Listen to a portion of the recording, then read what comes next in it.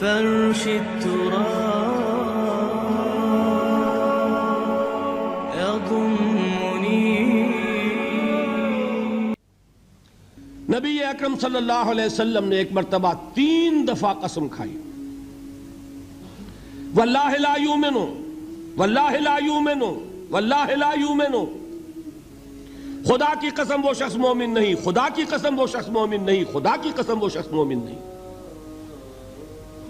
واقعہ یہ ہے کہ ہم تصور نہیں کر سکتے کہ صحابہ کیسے لرز گئے ہوں گے، کانپ اٹھے ہوں گے.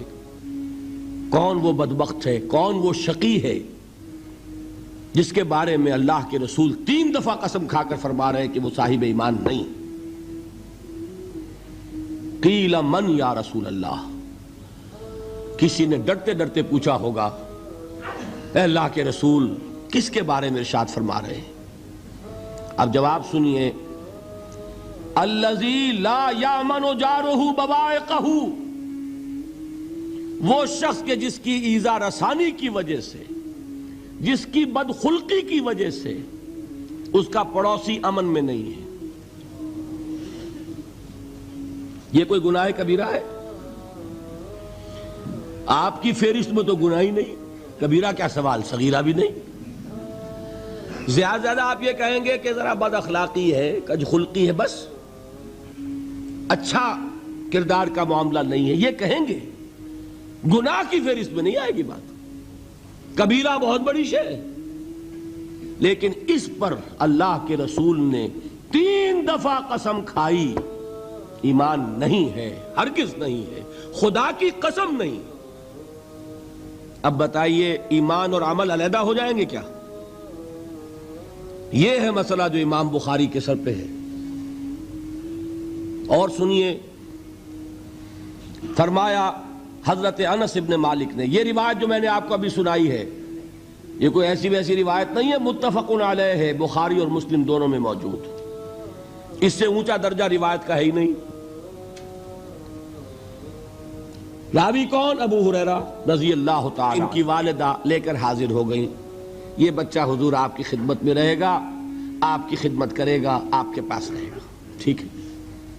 وہ حضور کے خادم خاص ہیں، جیسے ذاتی کوئی ہوتا ہے معاملات میں مدد کرنے والا، خدمت کرنے والا، وہ ہیں انس ابن مالک. چونکہ ان کا تعارف ہو گیا ہے رضی اللہ تعالیٰ عنہ، تو ایک بات پہلے اور سنا دوں.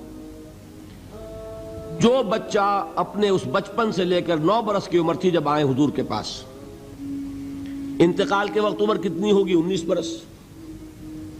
10 برس حضور کی خدمت میں رہے. پہلے تو حضور کے اخلاق کی جو گواہی وہ دے رہا ہے وہ اس کی زبان سے سنیے کہ میں 10 برس حضور کی خدمت میں رہا، کسی بات پر ڈانٹنا تو کجا.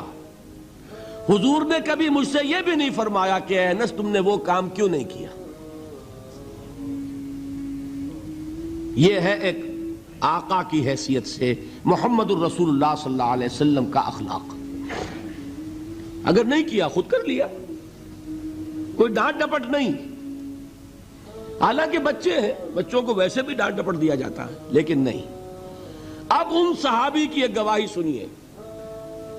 قلما خطبنا رسول اللہ صلی اللہ علیہ وسلم الا قال، فرماتے ہیں کہ شاذ ہی کبھی ایسا ہوا ہوگا کہ حضور نے کبھی خطبہ ارشاد فرمایا ہو اور اس میں یہ الفاظ نہ ہو. الفاظ سمجھ رہے؟ جب بھی خطبہ دیتے تھے آپ یہ الفاظ ضرور فرماتے تھے.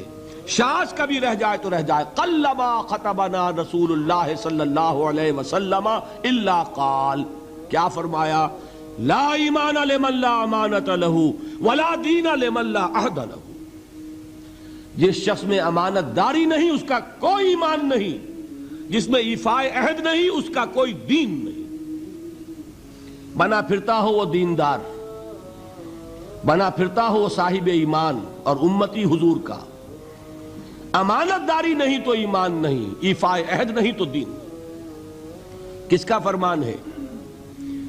کسی آج کے زمانے کے مفتی کی بات نہ سمجھ لیجئے گا کہ جس کو آسانی سے آپ چاہیں تو رد کر دیں. یہ محمد الرسول اللہ صلی اللہ علیہ وسلم کا فرمان. اور سنیے، پھر ایک متفق علیہ روایت بخاری اور مسلم کی، راوی پھر کون ہے؟ ابو ہریرہ رضی اللہ تعالیٰ عنہ فرماتے حضور نے ارشاد فرمایا لا یزنی الزانی حین یزنی وہو مومن ولا یسرق السارق حین یسرق وہو مومن ولا یشرب الخمر حین یشرب وہو مومن۔ کوئی زانی حالت ایمان میں زنا نہیں کرتا۔ کیسے ممکن ہے؟ ایمان ہو اور زنا ہو جائے، پھر وہ ایمان دھیلے کا ہوا؟ کیا قدر و قیمت اس ایمان کی؟ وہ تو اٹھا کر پھینک دینے کی چیز ہے۔ ایمان اور اخلاق پہ اثر انداز نہ ہو، ایمان اور کردار کو نہ بدلے، ایمان اور عمل کو نہ بدلے تو کس مرض کی دوا؟ پھینکو اٹھا کر۔ نہیں ممکن کہ ایمان ہو اور زنا ہو، نہیں ممکن کہ ایمان ہو اور چوری ہو۔ لا یسرق السارق حین یسرق وہو مومن۔ کوئی چور حالت ایمان میں چوری نہیں کرتا، کوئی شرابی حالت ایمان میں شراب نہیں پیتا۔ ولا یشرب الخمر حین یشرب وہو مومن۔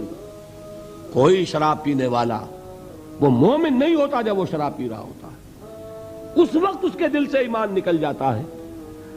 اب دیکھیے یہاں کیا میں نے کل بتایا تھا نا، مغالطے کیا ہو گئے؟ مغالطے یہ ہو گئے کہ اس کو سمجھ لیا قانونی بات، یہ قانونی بات نہیں ہے، وہ قانونی ایمان کی بات نہیں ہو رہی، یہ حقیقی ایمان کی بات ہو رہی۔ قانونی ایمان کی بات ہو تو یہ کافر ہو گیا، پھر کافر نہیں ہے۔